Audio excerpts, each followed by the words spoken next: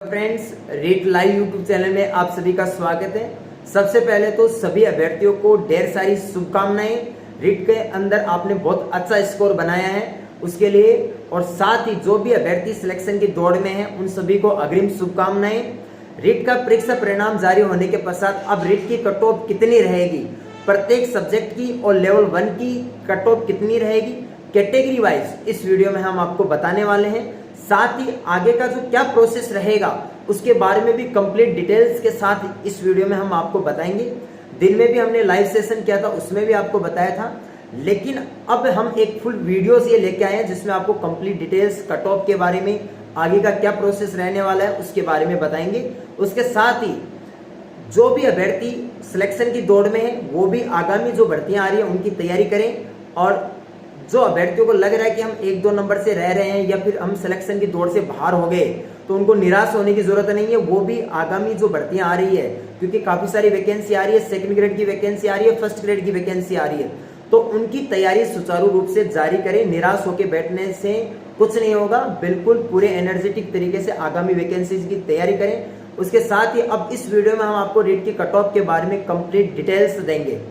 जी हाँ, तो video starting से लेके अंत तक पूरा देखें। उससे पहले एक आपको अपडेट दे देते हैं कि इस चैनल के ऊपर आपको फर्स्ट ग्रेड और सेकंड ग्रेड के जो फर्स्ट पेपर होता है वो आपको completely free of cost exam oriented notes के साथ पढ़ाया जाएगा। साथ ही शिक्षा मनोविज्ञान भी इस चैनल पे और स्कूल मैनेजमेंट भी आपको इस चैनल पे फ्री ऑफ कॉस्ट पढ़ाई जाएगी। तो चैनल को अगर आपने सब्सक्राइब नहीं कर रखा तो चैनल को सब्सक्राइब जरूर कर लीजिए, साथ में बेल आइकन को भी प्रेस कर लीजिए जिससे जो भी हमारा वीडियोस आता है उसका नोटिफिकेशन आपको मिल जाए। साथ ही नई भर्तियों से रिलेटेड सभी लेटेस्ट जानकारी इस चैनल पे हम लेके आते रहते हैं। चलो वीडियो स्टार्ट करते हैं। हम बात करते हैं रीट भर्ती का परीक्षा परिणाम जारी होने के पश्चात अब जो कट ऑफ है वो कितनी रह सकती है। तो देखिए, इतने दिन तो यही था कि हमें कोई अपना स्कोर बताता था तो एक असमंजस की स्थिति थी कि क्या पता ये सही बता रहा है या फिर झूठ बोल रहा है या ऐसे बढ़ा चढ़ा कर बता रहा है। लेकिन अब कोई भी अपना स्कोर बता रहा है वो एकदम ऑथेंटिक स्कोर बता रहा है, जो उसका स्कोर बन रहा है वही का वही स्कोर है, उसमें कोई किंतु परंतु नहीं है। काफी अभ्यर्थी ऐसे हैं जिनके बहुत अच्छा स्कोर बना है, हाईएस्ट जो स्कोर है 150 में से 148 नंबर बने हैं। जी हाँ, जो टॉपर्स है उनको भी हम इस चैनल पे आपके रूबरू करवाने की जल्दी ही कोशिश करेंगे। हमारी टीम उनसे संपर्क में है और जल्दी ही जो टॉपर्स है रीट भर्ती के उनके साथ भी आपकी मुलाकात करवाएंगे, रूबरू करवाएंगे आपको इस चैनल के ऊपर। तो चलो सबसे पहले बात करते हैं कि जो रीट का परीक्षा परिणाम हुआ है उसमें जो आपत्तियां लगी थी उनके बोनस का क्या हुआ। तो देखिए, हुआ क्या कि जैसे एक अभ्यर्थी है तो उसके क्या हुआ कि काफी सारे क्वेश्चनों पर आपत्ति लगी थी। तो अगर कोई क्वेश्चन में किसी अभ्यर्थी का क्वेश्चन गलत चला गया, अगर जिसमें तो उसको क्वेश्चन का गलत चला गया, किसी का कुछ सही चला गया, तो ओवरऑल जो बोनस के जो अंक थे वो बैलेंस हो गए हैं। इसलिए ज्यादातर अभ्यर्थियों का स्कोर जो तो पहले जो था वो का वही रह गया है। कुछ अभ्यर्थियों का स्कोर कम भी हुआ है, कुछ अभ्यर्थियों का स्कोर बढ़ा भी है। तो अब जो कट ऑफ है वो क्या रहेगी, तो सबसे पहले बात करते हैं रीट लेवल 1 की, फिर रीट लेवल 2 के अंदर चलेंगे और प्रत्येक सब्जेक्ट की बात करेंगे।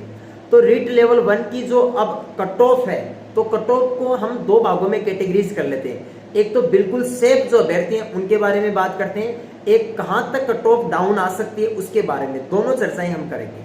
तो देखिए, जिन अभ्यर्थियों के लेवल 1 के अंदर 124 या उससे प्लस है वो तो बिल्कुल सेफ है, किसी भी प्रकार की टेंशन लेने की जरूरत नहीं है।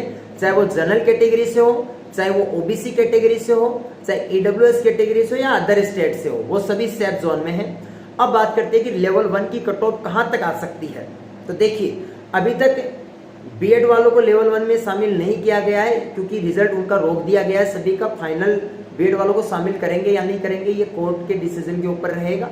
आगे सरकार किस प्रकार इस पे ऊपर फैसला लेती है उसके ऊपर रहेगा। तो अभी जो अपना रिजल्ट जारी हुआ है उसके आधार पर जो रीट लेवल 1 का जो कट ऑफ है वो 121 से 122 क्वेश्चन जनरल और ओबीसी कैटेगरी में जिन अभ्यर्थियों के 122 क्वेश्चन अगर है तो वो सभी सिलेक्शन की दौड़ में है, और फाइनल जो वेटिंग तो जो आने की पॉसिबिलिटी है वो 120-21 के आसपास वेटिंग तक आ जाएगा, यानी कि वेटिंग 1 नंबर डाउन आएगी। जी हाँ, तो 120 से 121 जिन अभ्यर्थियों के बन रहे हैं वो सभी सिलेक्शन की दौड़ में है। कौन सी कैटेगरी के अंदर, जनरल और ओबीसी में। एससी कैटेगरी के अंदर और ईडब्ल्यूएस कैटेगरी में जिन अभ्यर्थियों के 119 प्लस स्कोर है वो फाइनली सेलेक्ट हो जाएंगे, यानी कि वेटिंग तक सेलेक्ट हो जाएंगे। जी हाँ, जो अभी कट ऑफ के बारे में बात करें वो वेटिंग तक की कट ऑफ के बारे में बात करें। उसके साथ ही एससी कैटेगरी में जिन अभ्यर्थियों के 116 प्लस स्कोर है वो सभी सिलेक्शन की दौड़ में है, और एसटी कैटेगरी में जिन अभ्यर्थियों के स्कोर 113 प्लस यानी 113-14 नंबर प्लस बन रहे हैं वो सभी सिलेक्शन की दौड़ में लेवल 1 में। अब बात करते हैं लेवल 2 के अंदर। लेवल 2 में सबसे पहले हम बात कर लेते हैं साइंस मैथ की, फिर एसएसटी की, फिर इंग्लिश की, फिर हिंदी और फिर संस्कृत। इस प्रकार से 1 बाय 1 हम बात करेंगे। तो सबसे पहले साइंस के कट ऑफ के बारे में बात करते हैं कि साइंस के कट ऑफ अब जो रिजल्ट जारी हो गया उसके पश्चात कितनी रहेगी। जी हाँ, तो साइंस के अंदर जिन अभ्यर्थियों के 121 क्वेश्चन सही है, यानी कि देखिए अब मैं आपको इस साइंस मैथ में परसेंटेज में अगर बताऊंगा तो ज्यादा बेटर रहेगा, क्योंकि यहाँ ग्रेजुएशन का परसेंटेज का भी वेटेज है, तो उसको देखते हुए मैं आपको परसेंटेज में कट ऑफ बता देता हूं। तो जिन अभ्यर्थियों के 79% से ज्यादा है जनरल कैटेगरी और ओबीसी कैटेगरी और ईडब्ल्यूएस कैटेगरी और अदर स्टेट के हैं, क्योंकि अदर स्टेट वालों को जनरल कैटेगरी में शामिल किया जाएगा, तो वो सभी सेफ जोन में फाइनली उनका सिलेक्शन हो जाएगा। जी हाँ, आपका कितना स्कोर बन रहा है आप हमें कमेंट्स करके जरूर बताइए, आप हमें कमेंट्स करके बताना आपका कितना स्कोर बन रहा है। जी हाँ, तो जिन अभ्यर्थियों के 79 प्लस है वो सभी सेफ जोन में है, और 78 नंबर तक यानी 78% तक वेटिंग आ सकती है, यानी कि जनरल ओबीसी कैटेगरी में 78 प्लस से ऊपर वाले सभी सिलेक्शन की दौड़ में है। जी हाँ, इसके साथ ही ईडब्ल्यूएस कैटेगरी और ओबीसी कैटेगरी के बीच में मात्र 0.50 का यानी कि आधे परसेंटेज का फर्क रहेगा। कुछ ये मत सोचो कि 1% में बहुत ज्यादा अभ्यर्थी शामिल हो जाते हैं, 1% में लगभग 1000 के समथिंग अभ्यर्थी शामिल हो जाएंगे, तो मात्र 0.50 का फर्क रहेगा, यानी कि इस हिसाब से 77% प्लस जिन अभ्यर्थियों के ईडब्ल्यूएस में बन रहे हैं वो सभी सिलेक्शन की दौड़ में है। और एससी कैटेगरी में जिन अभ्यर्थियों के साइंस मैथ में 76% से ज्यादा है वो सिलेक्शन की दौड़ में है, और एसटी कैटेगरी में जिन अभ्यर्थियों के 73% से ज्यादा है वो सभी साइंस मैथ में सिलेक्शन की दौड़ में है। जी हाँ, अब इसके बाद में हम बात करते हैं एसएसटी की कट ऑफ, कि एसएसटी की कट ऑफ कितनी जा सकती है। तो देखिए एसएसटी की कट ऑफ के बारे में बात करते हैं, तो एसएसटी की कट ऑफ जो है वो 78.5% या फिर देखिए 80% से ऊपर है वो सभी सेफ जोन में, उसमें कोई किंतु परंतु नहीं है। जी हाँ, 80% से ऊपर वाले सारे सेफ जोन में है। बाकी वेटिंग तक अगर बात करें तो 78.5% वेटिंग आ सकती है, और यानी कि 79% अगर मैक्सिमम अगर आप बात करोगे तो मैक्सिमम 79% तक, और उससे ज्यादा अभ्यर्थी जो हैं general category, OBC category, SST में वो सभी सिलेक्शन की दौड़ में, एग्रीगेट परसेंट की बात कर रहा हूं मैं 90-10 बनने के बाद में 90-10 के हिसाब से।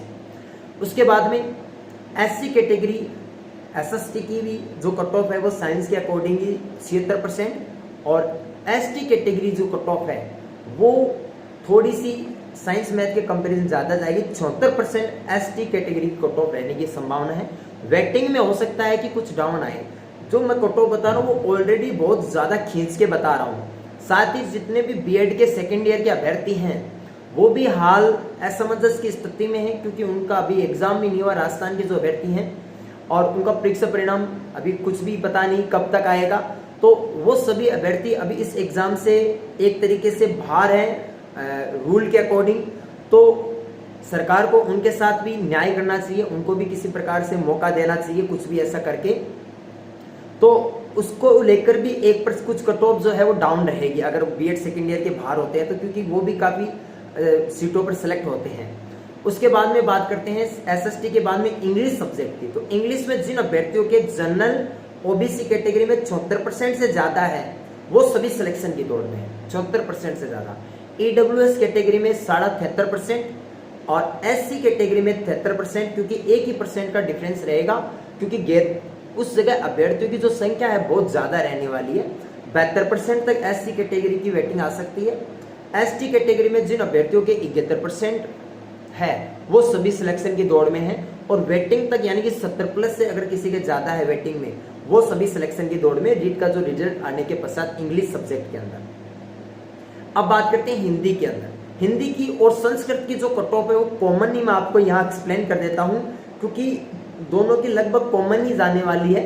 तो हिंदी और संस्कृत में जिन अभ्यर्थियों के जनरल और ओबीसी कैटेगरी वाले हैं उनके 76% से ज्यादा है वो सभी सिलेक्शन की दौड़ में है।